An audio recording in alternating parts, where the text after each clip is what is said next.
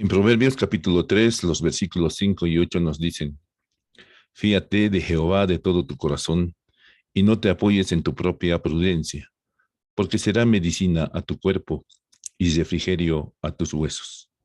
Pues la confianza que tenemos en Dios puede mantener incluso nuestros huesos muy sanos porque Él es todopoderoso. Tengan ustedes un cordial saludo. Estamos en la Universidad Mayor de San Andrés, en la Facultad de Medicina, Enfermería, Nutrición y Tecnología Médica. Nuestra cátedra es Anatomía Humana y el día de hoy vamos a ver el tema de osteología del miembro torácico en su segunda parte. El que les habla es José María Ortiz Rodríguez, docente titular emérito de la Cátedra de Anatomía de la Facultad de Medicina de la Universidad Mayor de San Andrés. Pues vamos a empezar viendo el esqueleto del antebrazo. Hemos visto anteriormente el esqueleto de la cintura escapular, el esqueleto del brazo, y ahora nos toca ver el esqueleto del antebrazo, de la muñeca y de la mano. Pues en el esqueleto del antebrazo, como vemos, está constituido por dos huesos, uno externo o lateral, que es el hueso radio, y uno interno o medial, que es el hueso cúbito, ambos unidos por articulaciones radiocubital superior y radiocubital inferior o distal. Por arriba, ambos están en contacto con la epífisis distal del húmero y por abajo, ambos también están en contacto con el cóndilo carpiano. Aquí tenemos precisamente pues el radio y el cúbito unidos por una articulación sinovial radiocubital superior, otra articulación sinovial radiocubital inferior y por una membrana interósea formando una sindesmosis. Esta es una visión anterior y esta es una visión posterior donde apreciamos en primer lugar que ambos son huesos largos que tienen epífisis superior, diáfisis y epífisis inferior. Ambas diáfisis cumplen con la característica de ser prismáticas triangulares. El cúbito, como verán ustedes, es algo más largo que el radio. Sin embargo, cuando observamos las extremidades inferiores, vemos que la apófisis estiloides del radio está más descendida que la apófisis estiloides del cúbito, en aproximadamente 1 centímetro, como se nota en estas líneas que han trazado para demostrarnos aquello, y en esta placa radiográfica donde también se demuestra que la apófisis estiloides del radio está más o menos 1 centímetro más abajo que la apófisis estiloides del cúbito. Aprovechamos para ver el navicular, el semilunar, el piramidal y el lenticular. Bueno, entonces vamos a pasar a ver el radio. El radio es un hueso largo localizado en la parte externa del antebrazo. Aquí vemos estos dos especímenes vistos por su cara dorsal y estos dos por su cara anterior. Pues vemos que la epífisis superior en estos dos casos tiene una inclinación, ya tiene un eje de inclinación medial que va de arriba a abajo y de fuera adentro. Y cuando nosotros vemos por su cara anterior, esa inclinación que se nota claramente en la cara posterior desaparece en ambos especímenes, ¿no? Este corresponde a los dos extremos y los dos medios. Entonces, importante cómo se corrige por esta curvatura que presenta la diáfisis el eje del radio. En la diáfisis del radio vamos a observar una cara anterior limitada por este que es el borde interno o interóseo, que es cortante, y este otro que es el borde externo, que es romo en la mayor parte de su longitud. Veremos en esta cara anterior la presencia de un canal alargado y en la parte superior encontraremos esta eminencia alargada dirigida de arriba abajo y de medial a lateral, que es la línea oblicua del radio. Aquí se insertan el músculo flexor largo del pulgar y el pronador cuadrado. Esta es una vista posterior. ¿Cómo nosotros podemos orientarnos de que esta es la cara posterior? Pues nos dirigimos a la epífisis inferior y la cara que tenga una serie de canales y un tubérculo posterior, pues se continúa con la cara posterior del radio.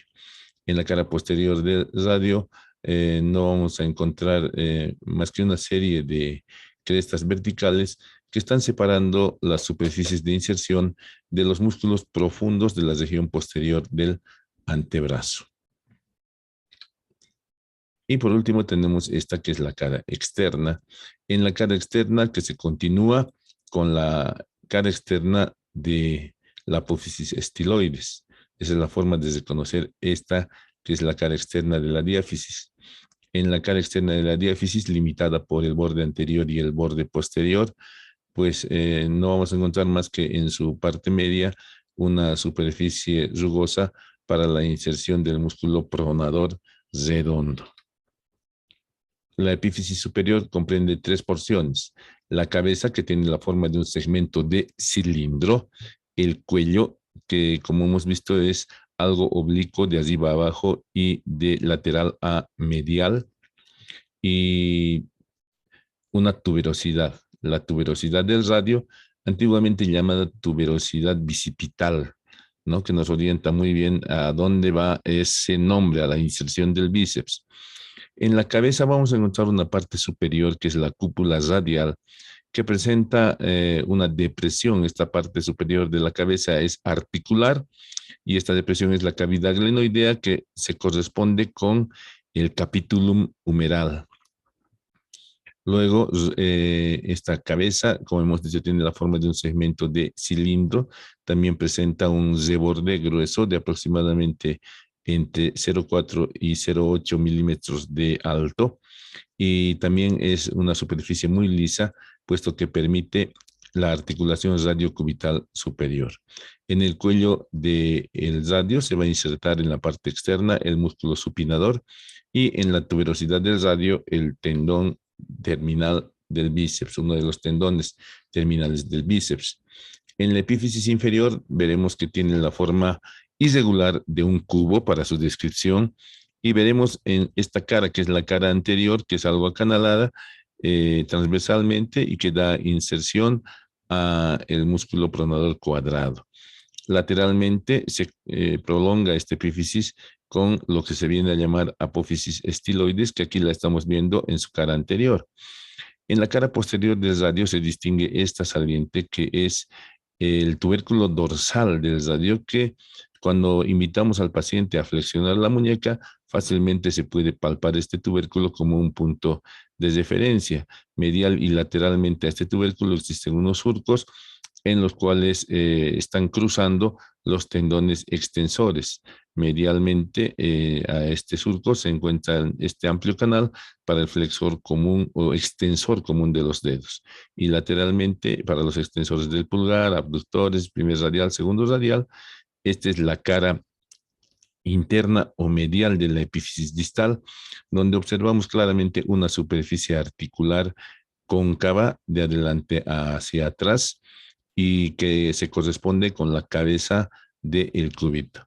Esta es una visión externa donde vemos claramente la apófisis estiloides, en cuya parte superior se inserta el músculo supinador, y estos canales que corresponden a los músculos extensor largo, extensor corto del dedo pulgar. La cara superior pues se continúa con la diáfisis del hueso, y la cara inferior nos presenta una superficie articular triangular.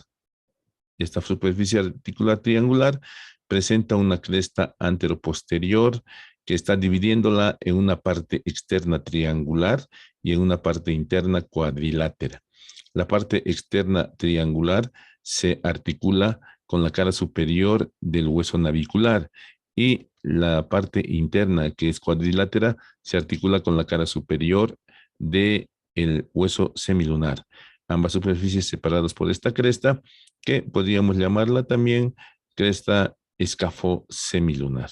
Aquí también estamos apreciando el tubérculo dorsal del radio y, como habíamos dicho, estos canales para los tendones que llegan a la cara posterior de la mano.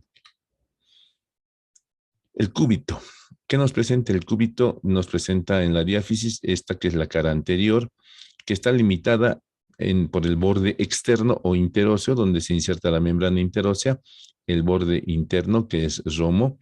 En la cara anterior, en la parte media, encontraremos el orificio nutricio principal, de este hueso y que la cara es alargada y acanalada, da inserción al músculo flexor común profundo de los dedos en su parte superior y en su parte inferior al músculo pronador cuadrado.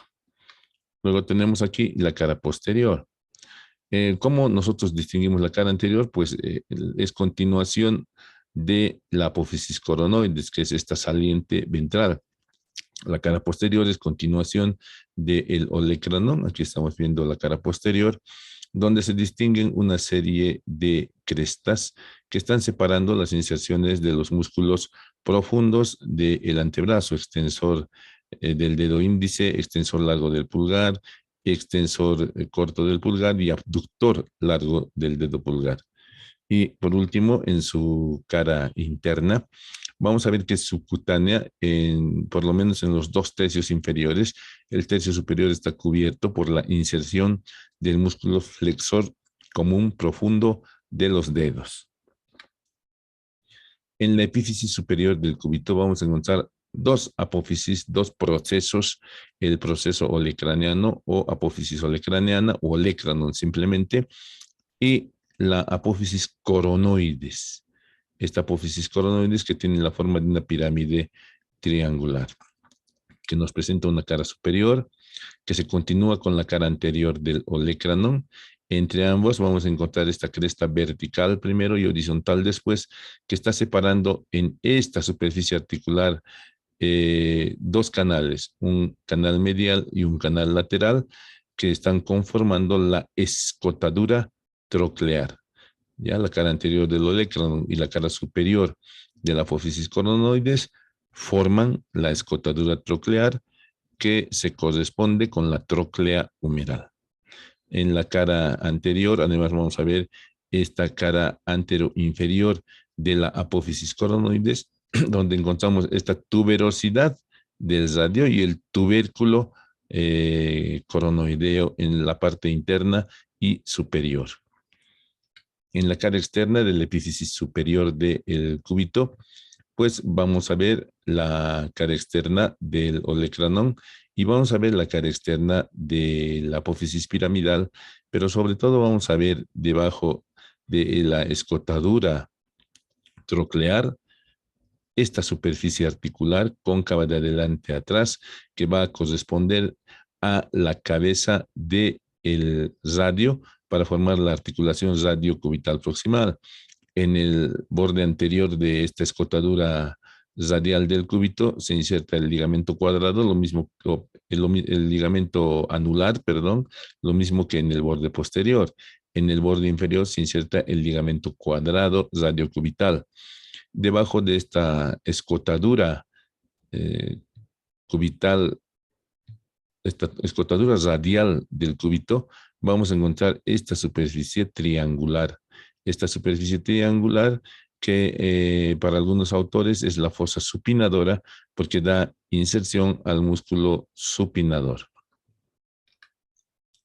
La cara posterior nos está mostrando el olecranon en toda su cara posterior y nos está mostrando también la inserción del músculo tríceps, y hacia arriba en la cara superior del olecranon también se encuentra la superficie para la inserción del músculo tríceps braquial. Y aquí tenemos la cara interna de la epífisis superior, donde vamos a observar simplemente la cara interna del olecranon y la cara interna de la apófisis coronoides. Esta saliente del vértice de la apófisis coronoides se ha venido a llamar pico de la apófisis coronoides, y esta saliente superior del olecranon se ha venido a llamar pico del olecranon. El olecranon, pues durante los movimientos de extensión del antebrazo se introduce en la fosa olecraniana del húmero, y el pico de la apófisis coronoides se inserta en la fosa coronoidea de la cara anterior de la epífisis distal del húmero. En la epífisis inferior del cúbito vamos a encontrar la cabeza y la apófisis estiloides. La cabeza, al igual que la cabeza del radio, tiene la forma de un segmento de cilindro. En su cara posterior presenta un surco por el cual está pasando el tendón del músculo extensor cubital del carpo. Y aquí tenemos la cara interna. En el vértice de la apófisis estiloides se va a insertar el ligamento colateral cubital de la articulación radiocarpiana. Esta es la cara inferior de la cabeza del cúbito, que está separada de la apófisis estiloides por esta escotadura donde se inserta el disco articular o ligamento triangular. Bueno, ¿cuáles son las inserciones en estos dos huesos? Vamos a ver en primer lugar que en el radio, en la cara externa del cuello y por arriba de la línea oblicua, se inserta el músculo supinador. Esta es la superficie de inserción del supinador. Inmediatamente por debajo, en la cara externa de la diáfisis del radio, hemos encontrado la rugosidad del músculo pronador redondo. Ahí está precisamente el pronador redondo yéndose a insertar a la cara externa del radio. En la línea oblicua y en la superficie que le continúa se inserta el músculo flexor común superficial de los dedos. Ahí está la inserción del flexor común superficial de los dedos, que también se inserta en la apófisis coronoides. Luego tenemos la inserción del músculo flexor largo del pulgar en la cara anterior de la diáfisis del radio y en la cara anterior de la membrana interósea, como ven ustedes aquí. Aquí está el flexor largo del pulgar, y en la cara anterior e interna del cúbito se inserta el músculo flexor común profundo de los dedos, que es este, vean. Ahí está toda la superficie de inserción del músculo flexor común profundo de los dedos. Y en ambos huesos, en la cara anterior, en la parte distal, se inserta este músculo que es el músculo pronador cuadrado. En la cara externa de la apófisis estiloides se inserta este músculo que es el braquio radial o antiguamente llamado supinador largo. En la tuberosidad del radio se inserta el tendón de el bíceps, y en la tuberosidad del cúbito se inserta el tendón del músculo braquial. Esta expansión del bíceps es su expansión aponeurótica. En la cara posterior, pues en la parte superior encontramos la inserción del músculo tríceps, ya tanto en parte de la cara posterior y en la cara superior la inserción del músculo tríceps. Luego vemos que en la cara externa del olecranon se está insertando este músculo que es el anconio. Ahí está la superficie de inserción. Y también en la cara posterior del olecranon, descendiendo hasta el borde posterior del cúbito, se está insertando el músculo flexor cubital del carpo. Flexor cubital del carpo. Luego, vemos que en la fosa supinadora y en las superficies adyacentes se inserta precisamente este músculo que es el músculo supinador. Y posteriormente en el radio, en la cara externa del cuello y de la diáfisis, se inserta también este mismo músculo que es el supinador. Ese músculo es el pronador redondo en la cara externa de la diáfisis del radio, y ese músculo es el músculo abductor largo del pulgar que se inserta en la cara posterior del radio, del cúbito y la membrana interósea. El siguiente músculo es el músculo extensor corto del dedo pulgar en la cara posterior del cúbito y de la membrana interósea. Este otro músculo es el extensor corto del dedo pulgar, que como verán ustedes se inserta en la cara posterior del radio y la membrana interósea. Y por último tenemos este otro músculo profundo que es el extensor del índice, que se inserta en la cara posterior del cúbito y la membrana interósea. Aquí vemos la inserción del músculo supinador en la apófisis estiloides y el músculo flexor común profundo de los dedos, que se inserta también en la cara interna, en la parte superior de la cara interna de la diáfisis del cúbito, ¿sí?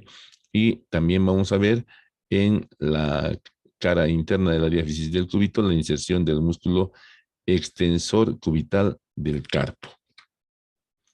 Y aquí vemos pues la cara posterior del radio y la cara posterior del cúbito vistas desde atrás, y aquí en un corte transversal que nos está mostrando que por el surco que existe entre la apófisis estiloides y la cabeza del cúbito está pasando el músculo extensor cubital del carpo. Medialmente, por detrás de la cabeza del cúbito, cerca al límite con el radio, está pasando el tendón del extensor del dedo meñique, y medialmente al tubérculo dorsal del radio está pasando el músculo extensor común de los dedos. Lateralmente al tubérculo dorsal está pasando en este canal el músculo extensor largo del pulgar. En este canal intermedio están pasando los músculos extensor radial corto y extensor radial largo del carpo, y en la cara externa, en estos surcos de la apófisis estiloides, están pasando los músculos extensor corto del pulgar y abductor largo del pulgar. Aquí estamos viendo en las placas imagenológicas el cúbito y el radio. Las partes esenciales nos permiten distinguirlos. Aquí está la cabeza del radio, aquí está la apófisis estiloides del radio, toda esta es su diáfisis. Aquí está el cúbito con su olecranon y con su cabeza inferior y la membrana interósea, ¿no? Y aquí vemos un hueso más joven donde vemos todavía el disco articular, tanto en el radio como en el cúbito. Estamos viendo que este es el cúbito porque es más voluminoso por arriba. Ahí está la apófisis coronoides, ahí está el olecranon con su punto de osificación todavía separado. Y aquí vemos al radio con su epífisis inferior voluminosa y su disco articular. Pues en caso de fracturas del antebrazo, se puede echar mano de placas con tornillos, de fijadores externos y o de yesos, como es en este caso donde encontramos los tres medios para reducir y procurar que estos huesos sanen, ¿no? Sabemos bien que estos huesos de osificación endocondral pueden regenerarse. Lo importante es acomodar los fragmentos en su lugar. Como verán ustedes, podemos usar fijadores externos, placas con orificios y tornillos y aparatos de yeso. Pues en el antebrazo, cuando una persona cae y apoya las manos al caer hacia adelante, es frecuente o relativamente frecuente la fractura de la epífisis distal del radio con luxación de la articulación radiocubital distal. Esa fractura es típica y se presenta clínicamente con la mano en dorso de tenedor, ¿no? Y esta fractura es la fractura de Colles. Ahí está precisamente una imagen real de una fractura de Colles, donde observamos la mano, el antebrazo y la mano en dorso de tenedor. Ahí está la placa radiográfica con la fractura de la epífisis distal del radio. Ahí está. Y muchas veces no hay tal fractura en personas jóvenes especialmente, pues parte de la diáfisis se introduce en la epífisis superior y la tracciona. Puede haber también fracturas en tallo verde sin terminar la fractura en huesos jóvenes, pues lo único que hay que hacer es alinear, ¿sí? Bueno, y en el momento de la fractura, ¿qué hacemos? Pues hacemos una férula para inmovilizar, en este caso, el antebrazo. Esta técnica se puede utilizar en cualquier segmento del organismo.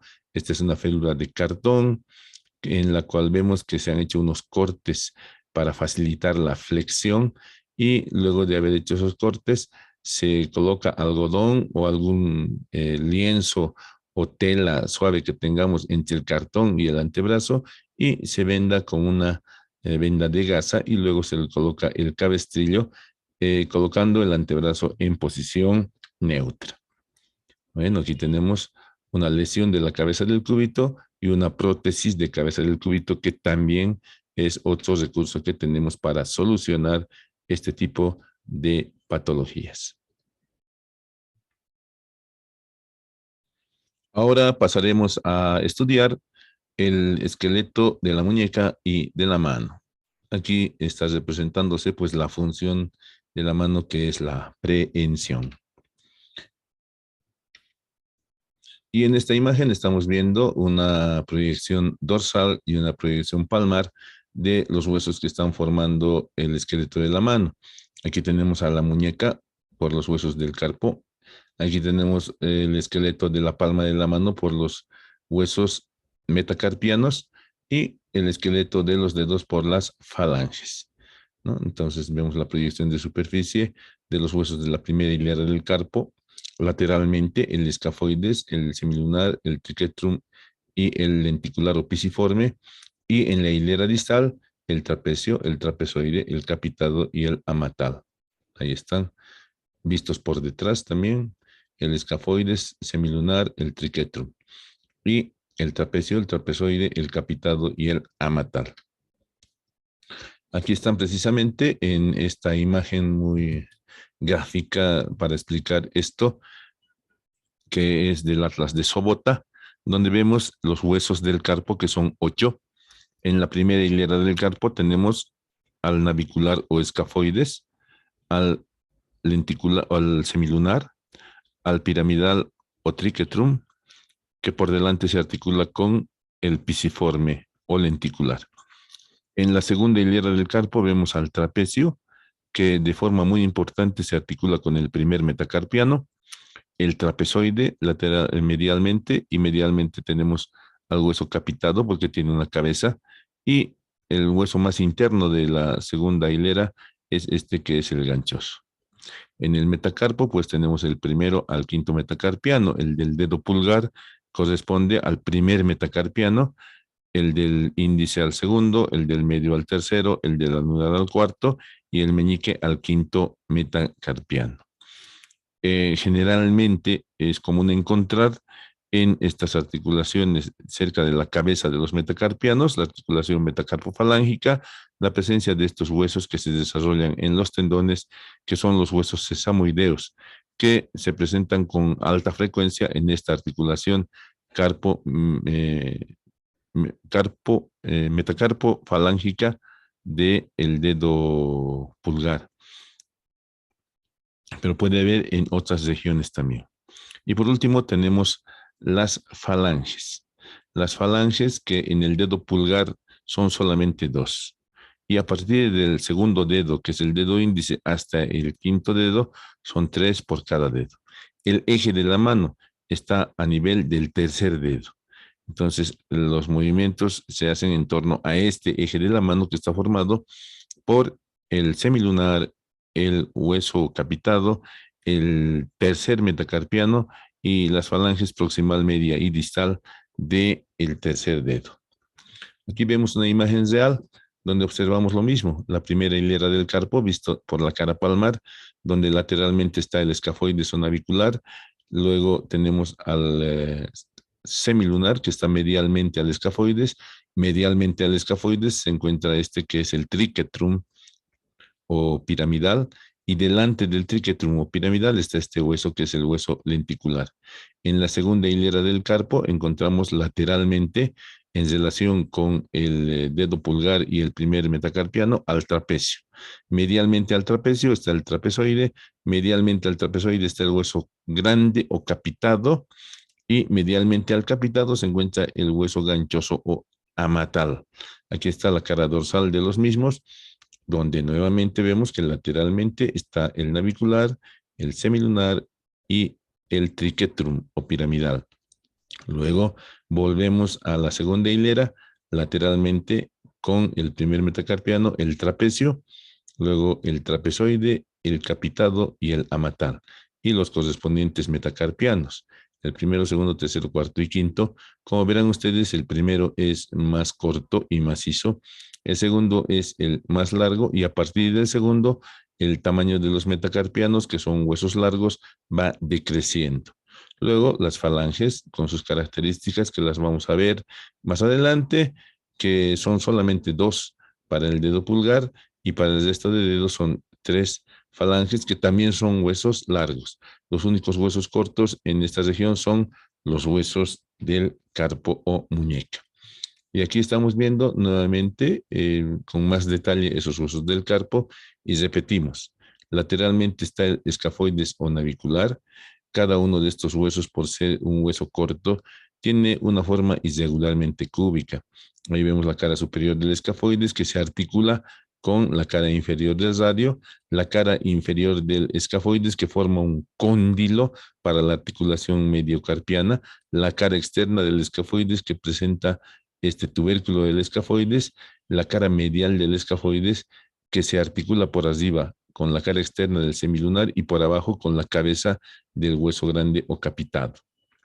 Luego tenemos al semilunar, que característicamente, pues si lo vemos del lado lateral, tiene la forma de una semiluna. Sin embargo, podemos encontrar esta que es la cara anterior palmar, una cara dorsal, una cara externa que se articula con el navicular, una cara medial que se articula con el piramidal, una cara inferior cóncava que se articula con la cabeza del hueso capitado y una cara superior que se articula con la cara inferior de la epífisis distal del radio. El piramidal o triquetrum, que tiene una cara articular externa para unirse con el semilunar, una cara articular anterior que no la estamos viendo aquí porque está cubierta por el hueso pisiforme con el cual se articula, una cara inferior para unirse con el hueso ganchoso. Y en la segunda hilera el trapecio que también es cóncavo en su parte superior para dar articulación con el cóndilo del escafoides, y su cara inferior es la cara quizá más importante desde el punto de vista del funcionamiento de la mano, puesto que la cara inferior del hueso trapecio tiene la forma de una silla de montar. Esa silla de montar se corresponde con otra superficie similar en el primer metacarpiano y permiten hacer movimientos de oposición. Luego va a presentar una saliente anterior y externa, que es el tubérculo del trapecio. Luego tenemos al hueso trapezoide, que es más pequeño, que se articula por arriba con el escafoides, junto con el trapecio forman una cavidad glenoidea para este cóndilo escafoideo. Por abajo se articula con el segundo metacarpiano y medialmente con el hueso capitado. Este hueso capitado que tiene una cabeza que se articula con el semilunar y escafoides, lateralmente se articula, como hemos visto ya, con el trapezoide, medialmente también su superficie es articular amplia, toda para el hueso ganchoso, y la cara inferior de este hueso grande tiene tres facetas, una lateral para el segundo metacarpiano, una media para el tercer metacarpiano y una medial para el cuarto metacarpiano. Por último, el hueso ganchoso, que se caracteriza por la presencia de esta saliente ventral, que es muy notoria cuando estamos viendo al hueso real, y pues una cara superior que se articula con el piramidal, una cara externa que es lisa para articularse con el hueso grande, y una cara inferior que es también articular para el cuarto y para el quinto metacarpianos. Entonces, vean ustedes el tubérculo del escafoides y el tubérculo del trapecio lateralmente, el pisiforme y el gancho del hueso ganchoso medialmente están limitando un canal llamado canal del carpo, cuyo fondo está formado pues por todos los huesos del carpo. ¿Ya? Estos están limitando este canal y dan inserción al ligamento anular. Ahí lo tenemos precisamente al navicular con las características que ya hemos descrito, y ahí vemos sus relaciones articulares. Simplemente volver a mencionar que la cara inferior está formando un cóndilo que se articula con una cavidad glenoidea que se forma entre el trapecio y el trapezoide. Ahí está el navicular en una imagen nuestra, ahí está la superficie para el hueso capitado, ahí está la superficie para el hueso capitado, ahí está el tubérculo, ahí está el tubérculo y ahí está la superficie para el radio. El semilunar, como habíamos mencionado, típicamente se parece a una media luna cuando lo vemos de su lado de costado, y ahí vemos las superficies articulares. Ahí está el semilunar con una superficie articular superior para la epífisis distal del radio y conformando parte de este segmento de el esqueleto de la mano. Y pues medialmente hemos dicho que está el hueso triquetrum o piramidal, que se articula por delante con este hueso que es el pisiforme, y ahí están los cuatro huesos de la primera hilera del carpo, ¿no? Ahí están las superficies articulares, y esta es la superficie articular anterior para el hueso pisiforme. El trapecio, como habíamos mencionado, es muy importante, porque el trapecio presenta una cara inferior que tiene la forma de una silla de montar. La superficie articular de la cara inferior del trapecio tiene la forma de silla de montar para articularse con el primer metacarpiano, ahí está, con el primer metacarpiano, y conformar o permitir movimientos de oposición del dedo pulgar. Entonces el trapecio, importantísimo, ahí estamos viendo por delante con su tubérculo del trapecio para que junto con el tubérculo del escafoides formar el límite externo del canal del carpo. Ahí lo tenemos en relación con el trapezoide, como ya hemos mencionado. El trapecio también tiene una cara articular para el trapezoide, pero está alejado de la articulación trapezoido-metacarpiana. Ahí lo tenemos precisamente al trapecio con su cara superior, su cara interna, su cara inferior conformada en silla de montar, la cara externa con su gran tubérculo, ¿no? El trapecio, con su cara inferior en silla de montar. Y el trapezoide que tiene varias superficies articulares en sus caras para articularse por arriba con el escafoides, por abajo con el segundo metacarpiano, medialmente con el hueso capitado, lateralmente con el trapecio. Todos estos huesos en sus caras palmares y dorsales presentan rugosidades para las inserciones de los ligamentos que unen a estos huesos, ligamentos capsulares. Y ahí lo tenemos al hueso capitado justo al centro, su cabeza es craneal y su base inferior, que como hemos mencionado se articulan con el segundo, tercero y cuarto metacarpianos. La cabeza del hueso capitado junto con la cara superior del hueso ganchoso están formando un cóndilo que se articula en la cavidad glenoidea formada por el escafoides, el semilunar y el piramidal o triquetrum. Ahí tenemos precisamente lo que habíamos mencionado, el ligamento anular inserto en los límites de el canal del carpo, y pues en esos límites del canal del carpo que lateralmente son el tubérculo del escafoides y el tubérculo del trapecio y medialmente son el pisiforme y el gancho del hueso ganchoso, pues van a dar inserción a esto que es el ligamento anular. Ahí tenemos precisamente el hueso ganchoso en relación con el cuarto y quinto metacarpianos, y ahí está su gancho saliendo palmarmente. El ganchoso o amatal. Bueno, y ahí están nuevamente los huesos que hemos visto del carpo, huesos cortos, que tienen relaciones articulares tanto cranealmente como caudalmente. Pues la cara superior del escafoides, del semilunar y del piramidal están formando esta continua superficie llamada cóndilo carpiano, que se va a articular con la cavidad glenoidea antebraquial. La cara inferior de estos mismos huesos está formando una cavidad glenoidea lateral y un cóndilo medial. El cóndilo medial corresponde al escafoides y la cavidad glenoidea lateral corresponde al escafoides semilunar y al triquetrum o trapecio. Y entre los huesos de la primera hilera del carpo y la segunda hilera del carpo, en las superficies ya descritas, cóndilo escafoideo y cavidad glenoidea de la primera fila, y la epífisis, los huesos de la hilera distal, se forma la articulación mediocarpiana.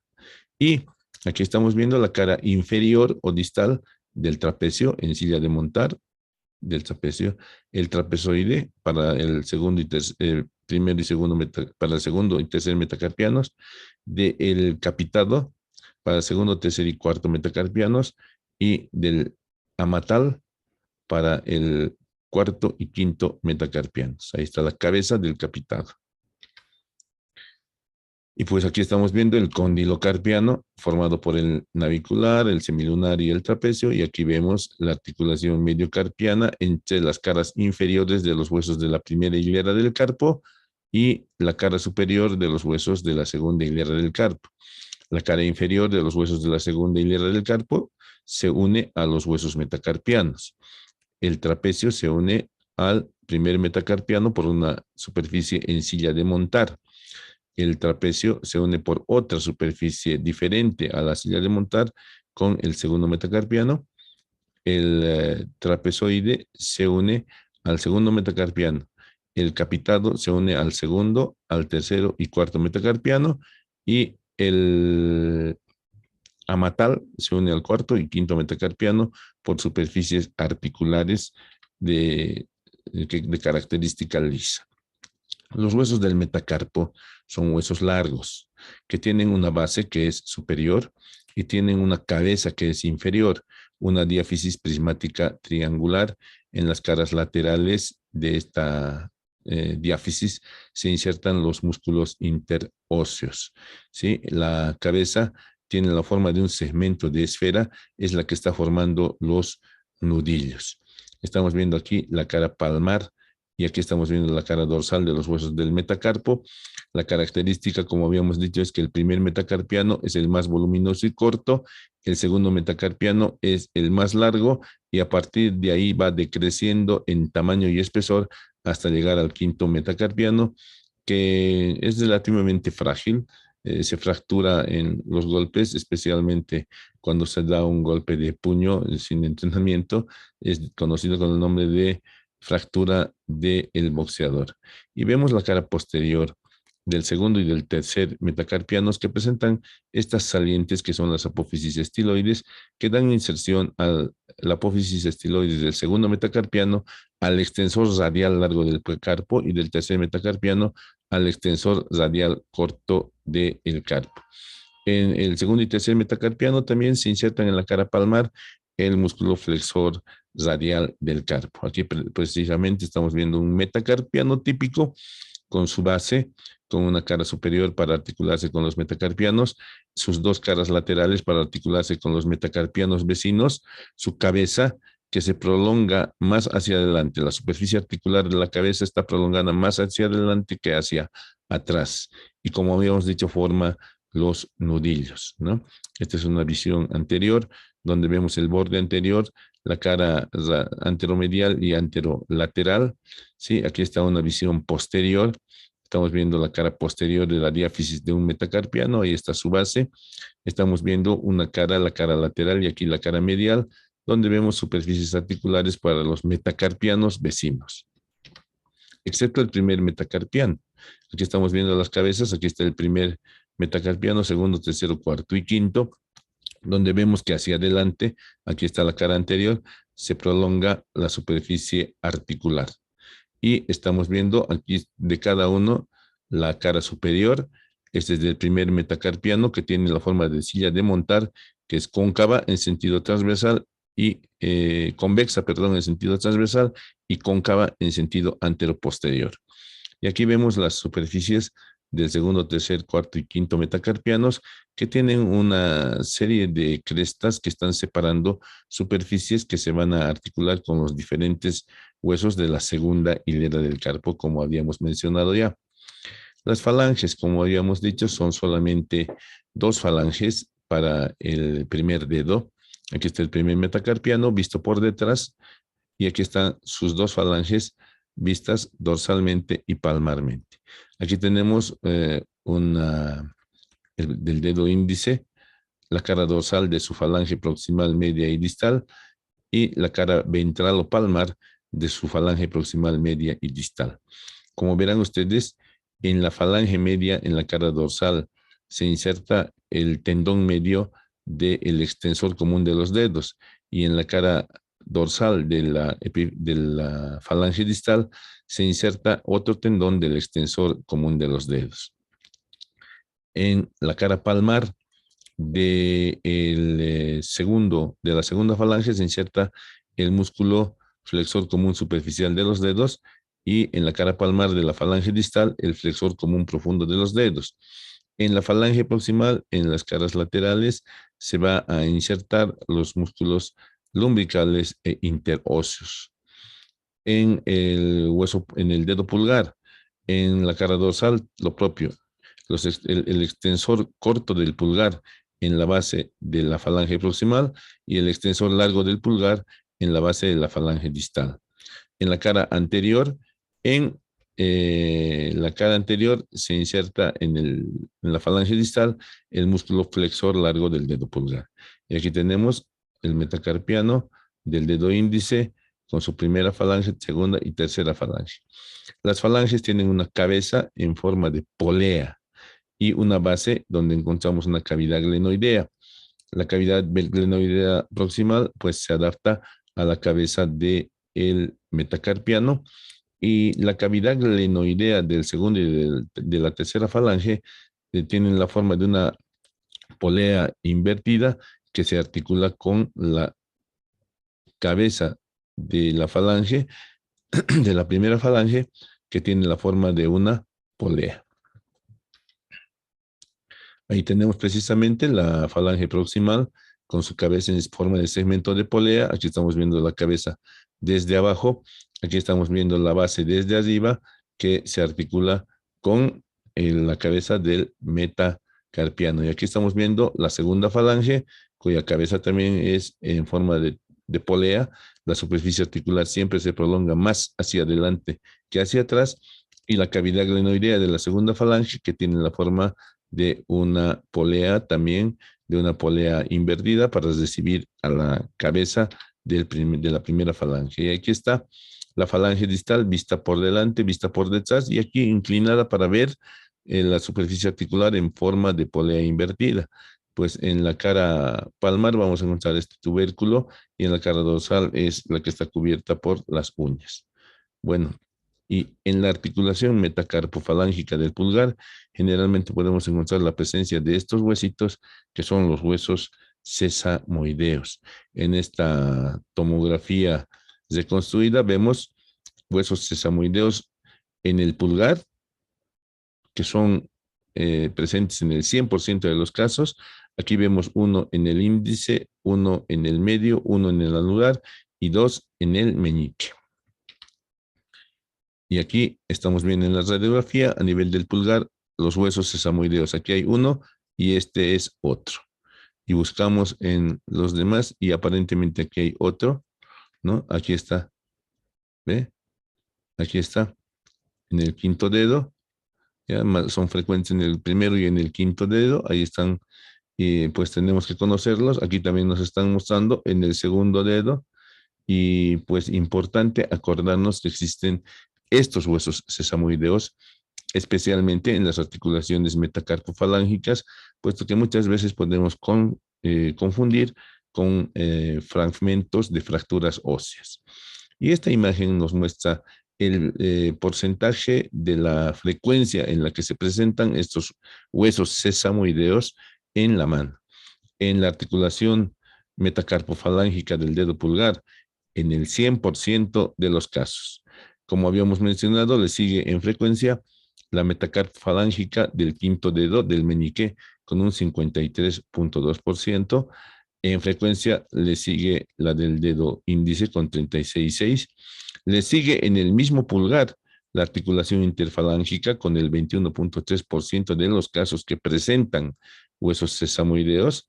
Le sigue el dedo medio con 1.3%, o sea, menos frecuente. Y por último, el dedo anular, que menos del 1% de posibilidades de encontrar huesos sesamoideos tenemos. Ahí tenemos cómo están operando el pulgar, conocer las superficies articulares y esta articulación metacarpofalángica del pulgar es importante. La carpometacarpiana del pulgar también es muy importante, de tal modo es importante para el mundo laboral que hay cirujanos especialistas en mano.